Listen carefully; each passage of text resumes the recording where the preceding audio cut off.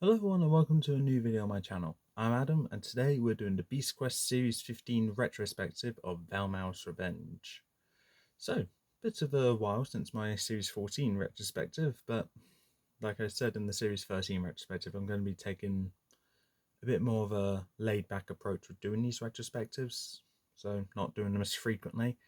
But I was very excited to get to Series 15 because 3 out of the 4 beasts I really like. So with Valmau's Revenge, this is the first series to take place in Tangala, which in my opinion is probably one of the better kingdoms, alongside Avantia and Gwildor. So, yeah. And the main villain is Velmau, one of my, in my opinion, an underrated villain. So one that deserves more recognition, and it's a shame we don't see much of anymore. So with that, let's introduce the beast that I'll be talking about for this video. Those are Wardock the Sky Terror, Xeric the Bone Cruncher, Plexor the Raging Reptile, and Quagos the Armoured Beetle. So with these four books here, we got quite a good array of beasts. You got one flying beast, one water beast, one bug beast, one insect beast, and then there's Xeric. But Xeric has a unique design, but I'll get more about that when I get to Xeric. So we're going to go through each beast one by one, highlight the parts which I like about this beast, and then at the end we'll do the ranking of these books in my opinion, and then I will do my overall summary of Series 15, which is also entirely my opinion. This is one of the most opinionated videos, but so are all the retrospectives, so if your opinion is different, please in the comments below what you think of Series 15 or these beasts. But I am focusing mainly on the beasts because that is what I'm known for. If you want to know more about the story, if by some miracle he does it, wait for Lucas to do a retrospective on it, or when my good friend Jack the reviewer gets around to doing retrospectives, he will get to Series 15 eventually. But both of those won't be for some time. So I'm afraid you're stuck with mine unless you want to go to an outdated beast review on my part, an outdated story review on Lucas's part, or I believe it's a beast review on Jack's part. But with that, let's get into this. Wardock the Sky Terror.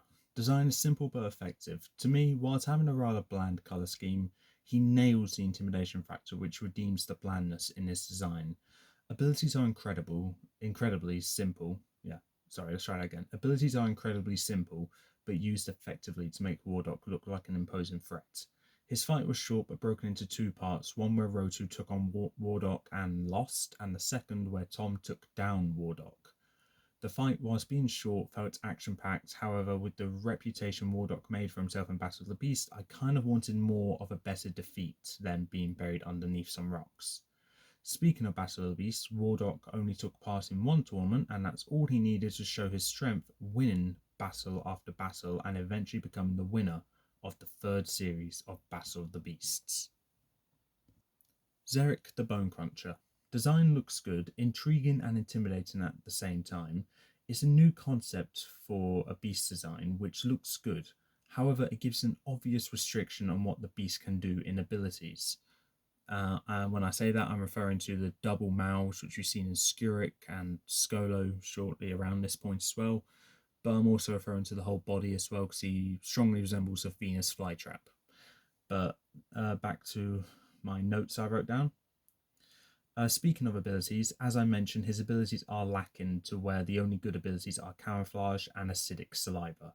The fight was not really that intriguing as it felt rather rushed to where I can hardly remember anything from it except from when Tom went inside Xeric's mouth, which is a different take on a fight, but that's kind of it. After that, the fight ends and Xeric's gone. Overall, a rather disappointing beast with a good design. Anything else to add on regarding Xeric? I don't think there really is, really. I remember his weakness is fire, so he must have caught fire at one point. But it wasn't really that much of a standout moment in the book to where I'm like, oh, this was really good. So, yeah, unfortunately, Xeric is Xeric. Plexor the Raging Reptile. The design is incredible. It is easily based off the legend of the Loch Ness Monster, and on a biased point of view, I love it. He looks imposing and incredible at the same time. The abilities are kind of expected but executed perfectly, making this beast more intimidating than he already is. The fight was also incredible, going from above water to underwater and over water, and with Plexor faking to submit to Rotu only to catch everyone off guard and attack everyone was an ingenious move on Plexor's behalf. Moving on to Battle of the Beast, Plexor has done great in both tournaments. He took part in making it.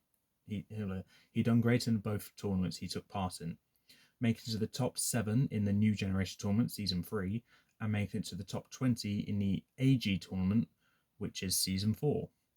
They're both incredible achievements for how many beasts took part in each tournament, which solidifies this beast's reputation as one of the best water beasts in my opinion. Keyword is one of. Quagos the Armoured Beetle. Design-wise, Quagos looks good. I love the colour of his shell, and the pincers are a unique take on a normal insect or crab-like pincer. Overall, looks quite intimidating. Abilities are to be expected, but I believe that it was used quite well, especially the Borrowing and Earthquake Generation ability, going very well with the battlefield where the fight took place in. Speaking of the fight, I loved it. Taking place in the middle of the main city in Tangala, and at the start showing Quagos' deceit by bowing down to Tom is my favourite part in the whole book. And the fight was quite similar to Blood Bowls, but in my opinion executed better, especially with having the Tangalan soldiers help Tom and Alina take down this incredible beast. As for achievements in Battle of the Beasts, nothing really noteworthy. Made it to the quarterfinals of the insects only tournament, but there was only 14 beasts and the quarterfinals was round 2. So not many great achievements on Quagos' behalf, but I did grow to have a little bit more appreciation from using him in Battle of the Beasts. And with that, that is Series 15 reviewed in less than 7 minutes. So overall, to me, this series is an underrated one in my opinion. Let's try it this way. It's an underrated series in my opinion, with 3 really good beasts, each standing out in their own way. One for the tournament which I host, another for the fight showing deceit and also participating in the tournaments, and another one for the fight but also being the revamped Blood Boar. So yeah, it's obvious that in my opinion I love these beasts, except for one. So when it comes down to really saying what I think about this series as a whole, in my opinion, it's a good one. It's underrated in my opinion. It deserves some more recognition, but unfortunately it falls in the category of, in my opinion, as the dull point of Beast Quest. Because you've got Series 14, which I personally find a bit dull. Series 15 is great, but then you've got Series 16 afterwards, which you'll find out my opinion on later, as well as Series 17 and 18, which aren't much better. Whilst there is a good beast that comes from one of those seasons, unfortunately the rest of the series doesn't really hold up beast perspective. But in my opinion, whilst the story may not be the best in Series 15 and maybe a rehash of Series 2, in my opinion, I think it's done very well. Whilst it's not as good as the story in Season 2, the beasts are better, in my opinion, which makes Series 15, in my opinion, beast-wise, better than Series 2. So let's get to the ranking now. Please bear in mind the ranking is my opinion, so if your opinion is different, I'm sorry if I offend you by putting your favourite beast in a low spot of this series, but this is ultimately what I believe is my ranking. It is my ranking, it's not what I believe, it's what I know. So that last place is, to no surprise, Zerek the Bone Cruncher.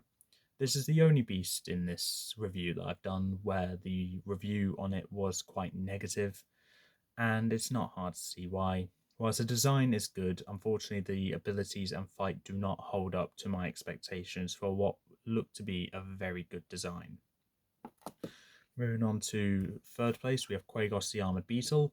Whilst I feel like this beast is probably on its way to overtaking second place, what pulls it down for me is that its lack of achievements in Battle of the Beasts. If it achieved more in Battle of the Beasts, that makes it a lot further, then I could start to appreciate it more. but I love the design. I think the abilities are quite good as well, and utilised quite well in the previous tournament of insects only, if I may say so myself.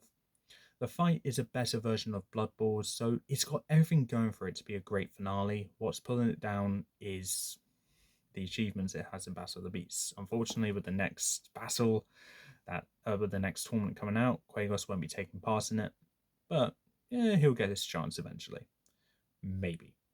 So moving on to second place, we have Wardock the Sky Terror. Now, I understand that Jack may not be the biggest fan of this beast, and whilst I do kind of see why, in my opinion, and definitely in Lucas's opinion, I disagree. And ultimately, whilst the design may be a bit bland compared to the other beast designs, it's still effective and is a great dragon-looking beast. The abilities are also to be expected, but I think are utilized very well, especially when Wardock was in Battle of the Beasts. And the fight, was I expected more from it due to his reputation in Battle of the Beasts, I think with having such a subpar book, that's what labels Wardock, in my opinion, the underdog of Battle of the Beasts, which is why I actually grown to appreciate Wardock due to it surprising me and going on to win. Uh yeah, so Wardock went on to win. Was, in my opinion, when I did the Beast review before doing Battle of the Beasts, I may have been like, it's alright. It might have been third place. But what saves it is how well it did in Battle of the Beast and making it my second favourite, because it was never going to overtake first place. None of these beasts are ever going to overtake what is my favourite beast of this series, and that is Plexor the Raging Reptile. If a beast does come out and actually overtake Plexor for Series 15, I would be surprised, and I wouldn't believe you if you tell me that's going to happen. Plexor is based off one of my favourite mythological creatures, that being the Loch Ness Monster, or dinosaurs being the Plesiosaurus. You also got really good abilities, which are to be expected, but executed well. And then the fight, Deceasing Rotu, Tom, and the entire fishing village just to catch them off guard and wreak havoc everywhere. Brilliant. Whilst, in my opinion, it's not as good as Quagos' deceit, it is still very well done. And Plexor being able to, having a bit of a land restriction limit, but can breathe above water, I think is very well done and gives lots of opportunities in Battle of the Beasts to mirror the Mosasaurus from Jurassic World. And I'm glad I got to have that opportunity. Personally, I think doing Battle of the Beast battles with Plexor is really fun to do. And whilst this beast did get me a copyright strike, I don't regret it. I did do the disclaimer where the song belongs to this band, and the audio in that song is also from this company. I still got a copyright strike, but gave the disclaimer. If it gets taken down, then it gets taken down. But it's Plexor. Come on. I absolutely adore this beast, and that is 100% biased reasons, but also my enjoyment I had when reading this book. Actually, special fun fact, when reading this series, I was actually not in England when I read this series. Every other book series I read, I was always in England. Different counties. A couple were in London. I know Soldier I read in London, and maybe Vipero. But in Series 15, I read the entire series in Lanzarote. So whilst I was getting a sunburn, I was also being fascinated by the Loch Ness Monster. But yeah, I think that's probably why I liked reading this series so much, because I was in a location which I remember very well. And I only read it 6 years ago. 6 years ago. Damn. But yeah, overall, I love this series. Plexor is easily my favourite beast of this series. Nothing's going to overtake it. Whilst my ranking on these beasts may change, I need Quagos to do better in a future tournament for him to overtake Wardock. But due to his reputation in previous tournaments, that's probably not going to happen. Xeric is definitely going to stay being my least favourite, because I'm not a fan of those slow, bulky slow moving beasts. There are some exceptions, and Xeric is not one of them. But with that, that is my retrospective on Series 15. Bit shorter compared to the other retrospectives, I believe. But when you actually write down notes and a kind of script of what you're going to say for each beast and then wing the rest of it, you can still see that, yeah, you actually get through videos a lot quicker. And yeah, I got through the review part in less than 7 minutes with probably a 2-minute intro. So 5 minutes to get through the review part, and then an additional 10 minutes of me waffling on and on and on. But I am going to end the video here now. If you like what you saw, leave a like, leave a comment, don't forget to subscribe, press the notification bell down the corner below. I forgot I wasn't going to say that part in the outro anymore, but I completely forgot. So, hey ho, guess it's in it now. Till then, I'll see you next time.